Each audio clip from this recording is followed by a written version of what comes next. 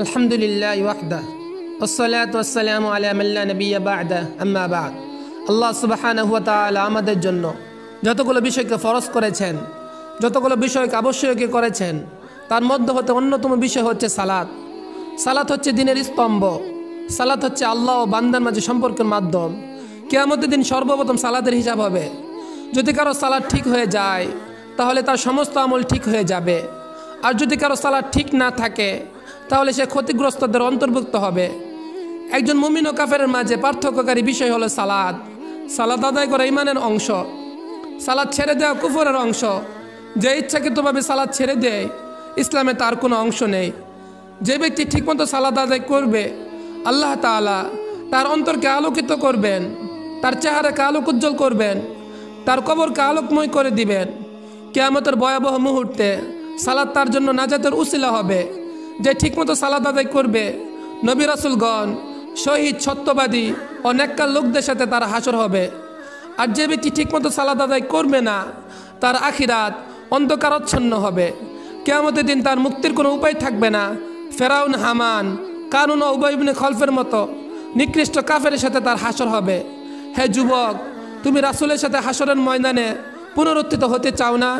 তুমি কি চাও না নবী, রাসূল, শুহাদা ও সত্যবাদীদের সাথে হাসর হোক? তাহলে সালাতের ক্ষেত্রে কেন অবহেলা করছো?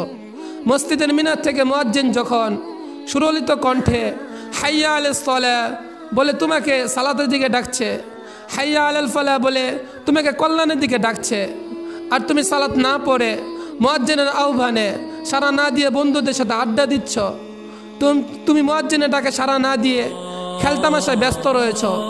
ফজরের সময় মুয়াজ্জিন যখন সুমিষ্ট কণ্ঠে ঘোষণা করে আস-সালাতু খায়রুম মিনান নাউম, আস-সালাতু খায়রুম মিনান নাউম, ঘুম হতে সালাত উত্তম, ঘুম হতে সালাত উত্তম, ঠিক সেই মুহূর্তেও তুমি চাদর মুড়ো দিয়ে গভীর ঘুমে বিভোর হয়ে থাকো।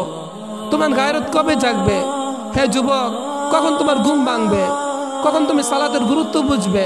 হে যুবক, আখিরাতের ভয় কি তোমার অন্তরে নেই? তুমি কি মৃত্যুকে ভয় পাও না? কবরের জীবনের কথা স্মরণ করো না? মনে রেখো, কিয়ামতের দিন সর্বপ্রথম সালাতের হিসাব হবে।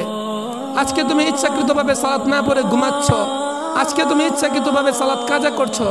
কিয়ামতের দিন তুমি আল্লাহর সামনে কি জবাব দিবে? কিয়ামতের কঠিন দিনের ব্যাপারে তোমার কি প্রস্তুতি রয়েছে?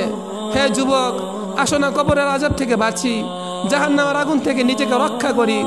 মুয়াজ্জিনের আহ্বানে সাড়া দিয়ে আল্লাহর সামনে সেজদায় লুটিয়ে পড়ি।